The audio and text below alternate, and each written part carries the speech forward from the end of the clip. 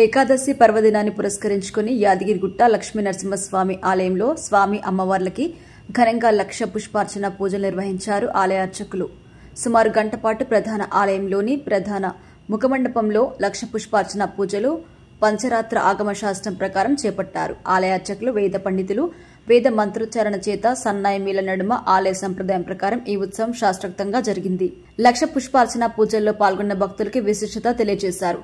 అదేవిధంగా తొలి ఏకాదశి పర్వదినం కావడంతో యాదగిరిగుట్ట ఆలయానికి భక్తుల రద్దీ పెరిగింది. ఆదివారం కావడంతో ఆలయానికి అధిక సంఖ్యలో విచ్చేశారు భక్తులు. స్వామివారి ఉచిత దర్శనానికి దాదాపు 2 గంటల సమయం, ప్రత్యేక ప్రవేశ దర్శనానికి దాదాపు గంట సమయం పడుతుంది. ఉదయం నుంచి స్వామివారిని దర్శించుకుని ఆర్జిత పూజల్లో పాల్గొని మొక్కులు చెల్లించుకుంటున్నారు భక్తులు.